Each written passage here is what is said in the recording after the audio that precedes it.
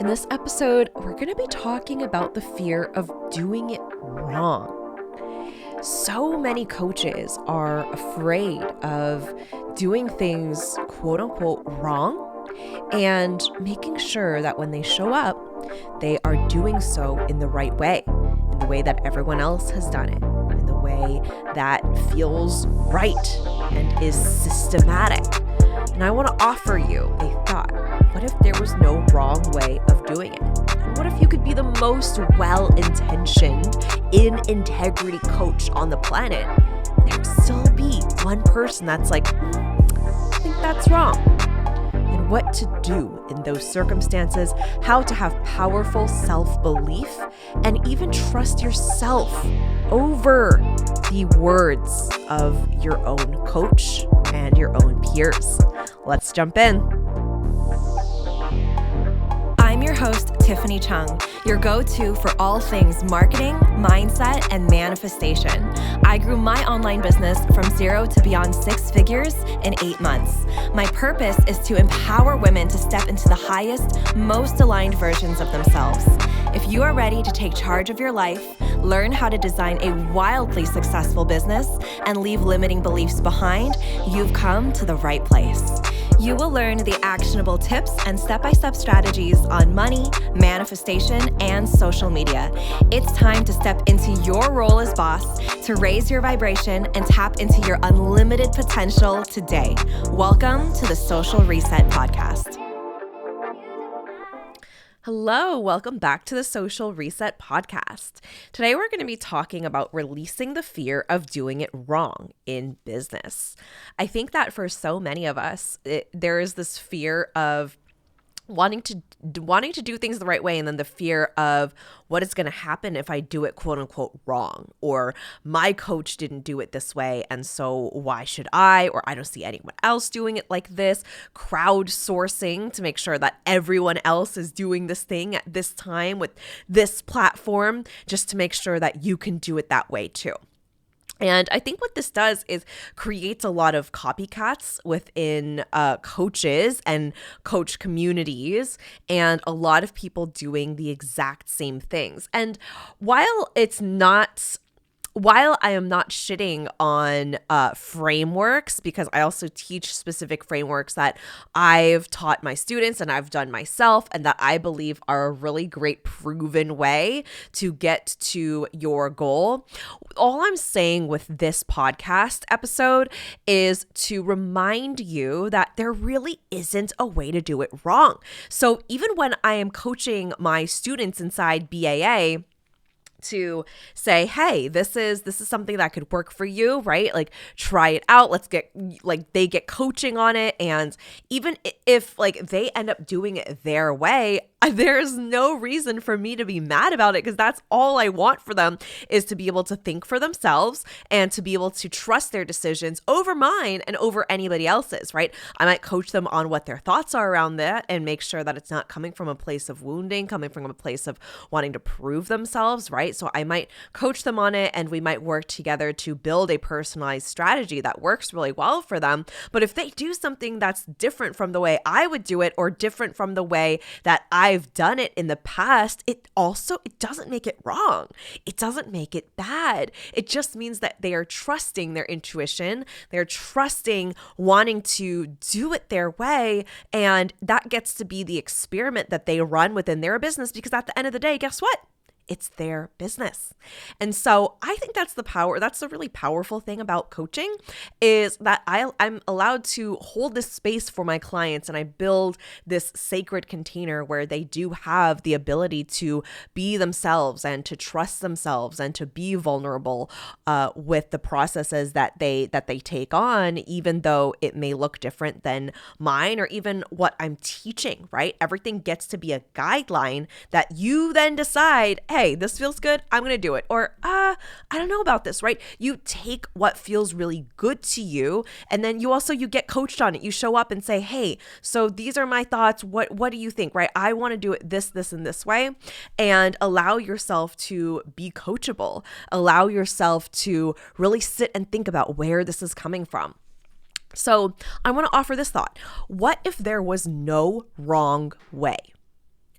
given that you are in integrity, you're not cheating people, you're not scamming people out of anything, your intention is to serve others. What if there was no wrong way? What if there was no wrong way to coach? What if there was no wrong way to show up to serve your clients? What if there was no wrong way to build your business and to scale and to make money, right? If having multiple offers works really well for you, then that's something that you get to explore. If having one main offer works really well for you, that's what you get to do. If tracking all of your insights and analytics works really well for you and helps you to see when you've gained more followers, more subscribes, more people signing up for your emails, on what days, in which months, then do that. If that gives you a huge headache and you cannot even imagine doing that, I don't do that, by the way, then don't do it, right? The beautiful thing about being in business for yourself is, guess who you're working for? Yourself. So I just want to remind you all, because sometimes I feel like we come from this energy of, okay, let me follow what my coach did. Let me see what other people are doing. Let me ask around to make sure everyone else is doing the same thing at this time in their business, right? If they're launching this, what program did they use? Let me make sure I do the exact same thing. And while it's all good and fine to make sure that you are, using the programs that are credible and that have worked well for somebody else, there's nothing inherently wrong with that. I think that sometimes it comes from this energy, which I see a lot from my students and from colleagues and peers in this space, of I'm going to do it wrong, right? I'm so scared of doing this wrong. So I want to offer that what if there's no wrong way? And what if, even if you had the best intentions going into everything you did, that maybe there were still some people who would be hurt by it? And that's not your job to appease every single person, right? When you're thinking of doing it wrong, who are you trying to please? I think that should be the question that comes up. Who are you trying to please when you're thinking of doing it wrong or getting it right?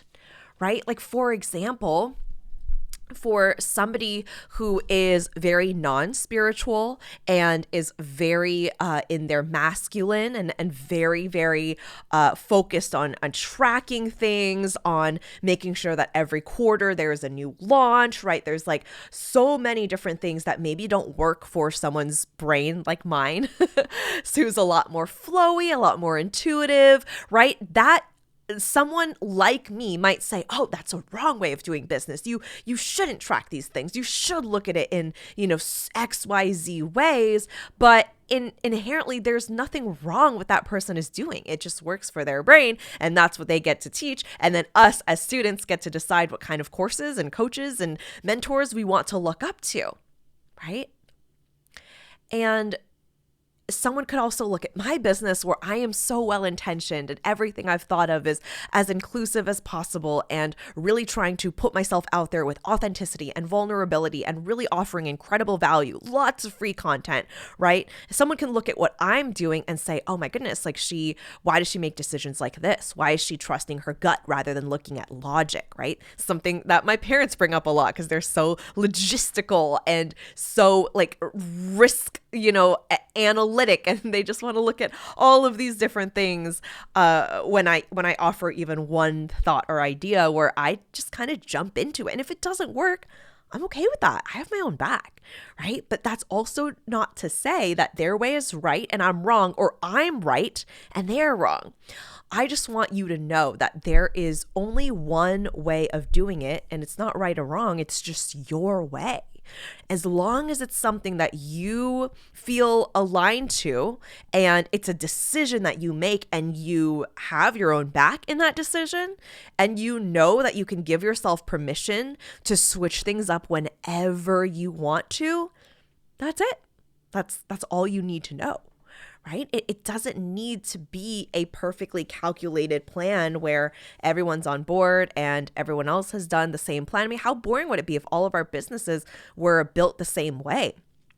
Even inside Business Activation Academy, which is a business building course, I set it up in a way where it's very much choose your adventure, where people have gone through the program and came out as holistic health coaches, that have come out as relationship coaches. Bernard, one of my clients, recently Today, actually, he just launched his movement, manifestation, and mindset coaching business. I've never heard of something like that before, and he put it together because it was something that resonated so deeply with him, and that's so unique, right? And I've also had a healing activation coach, Mackenzie, shout out to you. There's so many incredible people that have gone through, like even just general life coaching, right? It doesn't have to be something fancy. It doesn't have to be something, flowery. It can be just something that's extremely simple and let it be. And let it be, right? There's no wrong way of doing it. There's no wrong way of putting yourself out there, of building strategy. It's only wrong when you're telling yourself it's wrong and believing it, right? So another thought I want to offer is, if you are constantly following coaches that are very, very deep in their wounded masculine, teaching very scarcity tactics, and are really unhappy with where they are, or teaching you to beat out the competition all the time, and you're feeling really overworked and really overwhelmed and drained by that, then that's gonna be the state of mind that you stay in. So I like to remind my students every so often to really do a detox on social media and to clean out some of the people that really don't resonate with you anymore. Maybe you followed them a couple years ago. Maybe you followed them earlier this year and you are a different person now. And you can give yourself permission to say, this doesn't resonate with me. Maybe if they're a friend and you don't resonate with them, just put them on mute, right? If you don't know them at all, just unfollow them. There's no reason for you to be consuming content that does not align with who you are right now or the person that you want to become. That's always a good rule of thumb, right? Ask yourself, is this content resonating with the person that I'm wanting to become? If not, unfollow them. And that's totally okay. It doesn't mean that you hate them. It doesn't mean that you wouldn't be friends in real life or anything like that. But it just means that, hey, this is just not resonating with me. And you can check out of that. You can unsubscribe. Give yourself permission to do that, because whatever you consume, the content that you consume ends up creating thoughts that lead to feelings, that inspire actions, that lead to results. And those results determine your life. It creates your life. Your thoughts create your reality. I cannot say this enough. So I just want to remind you that you do not need to stay followed to anybody that is not resonating with what exactly it is that you want to embody. And the most wrong thing you can do is think that you're doing business wrong, right? The rules were all made up by someone at some point in some time. And let me tell you something. You're probably going to already know this because I talk about it so much. A lot of the business rules were created by men who had privilege and had the privilege of not having to worry about raising kids, right? The 5-day work week was created by men who did not have to worry about childcare and, taking care of their children, right? It's a completely different state of mind and paradigm that we are in right now. The 5-day work week no longer supports the families, the modern family that is existing in this century, in this year. So I want to give you permission to make up your own rules, because these rules were made up by somebody anyway, and it probably wasn't created to serve and to support us and who we are right now. So as a coach also, I never tell you what's right or what's wrong. Only you know what is most right for you. Some of my students who are also coaches will come to me and say, Tiffany, what do I do here? What feels right? And they'll explain the situation, and sometimes I'll literally just sit there and ask them, okay, what do you think is right? What do you think you should do? And then I sit there and I watch them self-coach themselves, and they're like, okay, yeah, I just answered my own question. Okay, thank you. And I want to give that power to my students to trust your opinions over my own, over anybody else's, to love your brain, to live in it, to revel in it, love your body, love where you are, and fall in love with your business and make it easy and make it fun, which is so possible. So possible. And I want to remind you that even if you try to do it the quote unquote right way, you can't please the masses. There's still going to be someone who's like, I don't know, and want to pick something apart, right? The best thing that you can do is to just do what feels most right to you. And if at some point you don't enjoy that and it doesn't feel right, then you get to realign because it's your business. And it's a business that gets to be built through a lot of trial and error. Not every single thing you put out there is going to be perfect or calculated or flaw-free, right? Flawless, I think is the word I was looking for there, right? It's not going to be crystal clear and tied up with a bow on top, super neat. You're going to have to experience moments in your business where sometimes things don't make a whole lot of sense. And they are going to be the times where you learn the biggest lessons because you are willing to put yourself out there. You are willing to do something different. You are willing to step into that fear and allow yourself to do something differently, to get some side eyes and allow yourself to grow in that. And if you are able to take responsibility and hold yourself accountable and be in integrity 100% of the time, there's no wrong way. There is no wrong way. Embrace the way that you feel most called to run your business, to sell your offers. There's so many ways of approaching selling, of approaching booking clients, of creating a business plan.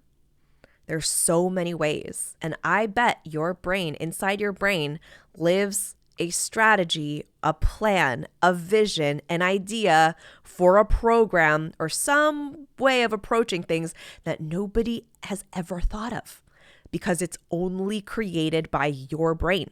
With your experiences, the experiences that nobody else has experienced, the stories that you have under your belt, the energy that you have, that is 1 in a 7 billion continent or universe, I should say.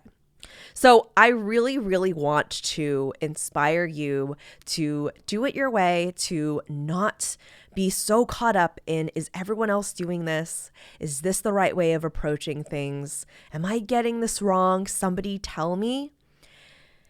A lot of what I've learned from building my business is that no one's going to come in and tell me that I'm doing it right. No one's going to tell me that I'm coming in to do it wrong necessarily, unless they're a troll on the internet. But essentially, nobody's going to come in at each step and tell you that you're on the way, right? You can track certain things. You can predict your income and your revenue and your profit, right? There are tools that you can definitely use 100%. And you can look at, how things have been run thus far and kind of predict, what your rates are, percentages, statistics, things like that. But nobody can tell you the future of your business. And I think that gets to be the most fun thing. Because if we all ended up with the same types of businesses and we can all predict that we were all going to make $1 million or however much you want to make, right? Not everyone wants to make $1 million, but if that were so predictable, it would be so boring. It is the trial and error. It is the experimentation that you get to step into that gets to be your superpower. So that's what I want to leave you with today. Thank you for tuning into the episode, and I will see you in the next one.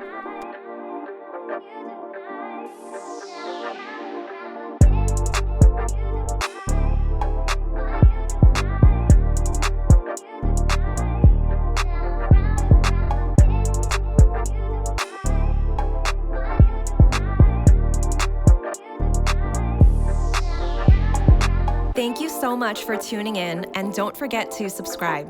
If this episode resonated with you, please take a screenshot, share it on your Instagram stories, and tag me at tiffanychung.co. I truly appreciate interacting with every one of you. Catch you all on the next one.